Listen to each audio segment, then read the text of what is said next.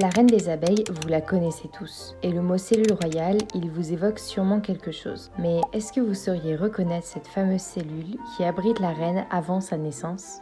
Salut, moi c'est Isor et je suis apicultrice. Dans cette série, je t'apprends à lire les cadres dans une ruche. Ça, c'est un cadre. Sur un cadre, il y a des cellules de cire construites par les abeilles. Et dedans, vous pouvez trouver du miel, du pollen, du pain d'abeille, qui est le mélange des deux, et du couvain. Le couvain, il peut être mâle ou femelle et il peut être ouvert ou fermé. Dans une ruche, les abeilles ouvrières et les faux bourdons naissent couchés, à l'horizontale. Mais il y a une exception à tout ça, et cette exception, c'est la reine. La reine des abeilles, sa cellule est dite royale. Pourquoi? Parce qu'elle est beaucoup plus grosse que les autres et qu'elle est gorgée de gelée royale. On la reconnaît parce que les abeilles l'étirent vers le bas. Et ouais, contrairement aux autres abeilles, la reine naît la tête vers le bas. Une cellule royale, elle est rarement seule. Pour maximiser les chances d'avoir une reine viable, les abeilles font plein de cellules royales à la fois. Ici, vous pouvez en voir deux, à des stades différents, mais qui sont pourtant très proches l'une de l'autre. Et c'est tout à fait normal. Une cellule royale, dans son stade primaire, on l'appelle une amusette. C'est quand les abeilles ont commencé à étirer la cire vers le bas, mais que la reine actuelle n'a pas encore pondu dedans. Dès que l'œuf est pondu, les abeilles se mettent au travail. Elles tapissent la cellule de gelée royale, car c'est ce qui va nourrir exclusivement la larve de reine pendant toute sa croissance. Puis les abeilles l'étirent